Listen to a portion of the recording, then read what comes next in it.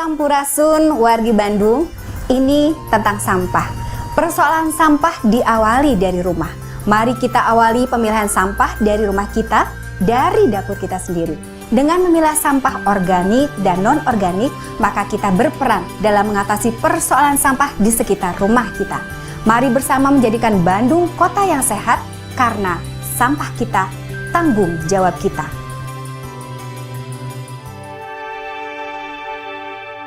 Bandung, kota yang awalnya dirancang oleh Belanda untuk menjadi contoh perkotaan yang ideal dengan prediksi jumlah penduduk maksimal 250 ribuan sesuai luas wilayah dan daya dukungnya. Namun kini perkembangan kota Bandung telah jauh melebihi prediksi awal para ahli tata kota Belanda. Wilayah kota yang relatif terbatas itu kini harus mendukung hingga 4 juta penduduknya atau 16 kali lipat prediksi awal. Kondisi yang sudah terlanjur ini membawa dampak persoalan dalam berbagai sisi kehidupan warganya. Salah satu persoalan kota adalah sampah. Badan Pusat Statistik mencatat bahwa 40% sampah di perkotaan adalah sampah yang dihasilkan rumah tangga. 65% dari jumlah itu berupa sampah yang dihasilkan kegiatan rumah tangga. 65% sampah yang dihasilkan rumah tangga itu adalah sisa kegiatan keseharian kita penduduk kota. Sampah rumah tangga yang secara umum bisa dipilah menjadi sampah anorganik dan organik. Karena persoalan sampah kota sebagian besar merupakan sisa kegiatan kita, maka sudah selayaknya kita melakukan upaya mengurangi hingga menghilangkan persoalan akibat ulah kita. Langkah paling awal mengurangi sampah dengan memilih barang akan kita gunakan agar sesedikit mungkin menghasilkan sampah. Sebagai contoh, kemasan kecil akan menjadi sampah lebih banyak daripada kemasan besar misalnya. Atau berbelanja dengan membawa tas belanja sendiri akan mengurangi jumlah kantong plastik dari tempat kita berbelanja. Bayangkan, bila satu ibu membawa satu kantong plastik belanja dari satu toko, maka bila itu 25% saja dari penduduk Bandung, maka akan ada 1 juta kantong plastik yang akan menjadi sampah.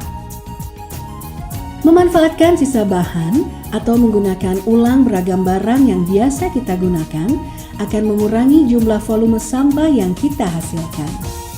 Langkah kecil dari satu rumah tangga namun akan berdampak besar ketika ribuan rumah tangga melakukan hal yang sama.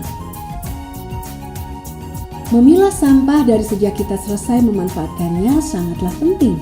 Memudahkan kita menjaga kebersihan dan mempercepat proses pengolahan sampah kita sendiri. Karena sampah kita adalah tanggung jawab kita. Ketika sampah anorganik sebagian kita manfaatkan ulang dan sebagian besar ada yang menampung untuk didaur ulang, maka sampah organik rumah tangga sebagian besar belum dimanfaatkan bahkan menjadi bagian terbesar sampah kota kita. Kini saatnya kita mengambil peran mengolah sampah yang kita hasilkan, mengubah limbah menjadi berkah. Dedaunan dan sisa organik yang keras bisa menjadi bagian dari pengisi lubang biopori atau diolah menjadi pupuk kompos. Sisa dapur dan sisa makanan kini bisa diolah menjadi biogas dan pupuk cair.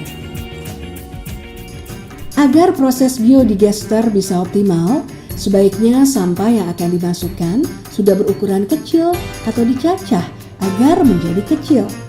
Direndam dalam ember berisi air atau pembilas sisa makanan yang tidak tercampur sabun. Proses digester akan menghasilkan pupuk cair sesuai volume sampah yang dimasukkan. Pupuk dalam bentuk cairan tersebut bisa dimanfaatkan sendiri untuk pupuk di kebun halaman kita atau pada vertical farming atau garden. Gas yang dihasilkan biodigester bisa dipantau dari manometer dekat kompor. Besar api kompor dengan bahan bakar biodigester bisa diatur dengan kombinasi asupan oksigen yang ada pada kompos. Residu padat atau serbuk sisa proses digester secara berkala setiap 6-12 bulan bisa diambil agar volume digester tetap memadai dan serbuk itu juga bermanfaat sebagai pupuk tanaman.